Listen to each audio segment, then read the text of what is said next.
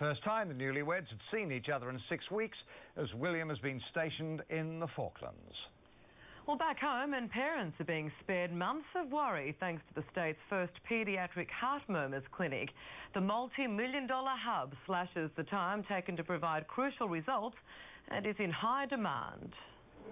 Mum Adele Lang didn't know her young son Joel had a heart murmur until a recent visit to her doctor. What is that? That's somebody's heart. Although a common condition, it meant being sent to undergo a heart ultrasound or echocardiogram. It was very concerning because you get a bit nervous that it could be something serious. For 3-year-old Joel, the results were good. His murmur is benign, but before the creation of MonashHeart's specialist paediatric clinic, it would have been months of anxious waiting before Adele knew he was in the clear.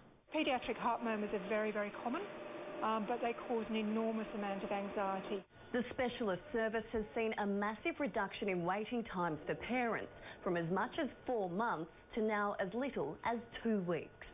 They're all very helpful and very little wait time, and when we had to have the second test done, they were able to do it the same day. The clinic is the only one in Victoria specialising in treating children. Since the doors were opened, demand has been non-stop. And luckily for Joel, he won't need to return. Alicia Morrison, 10 News.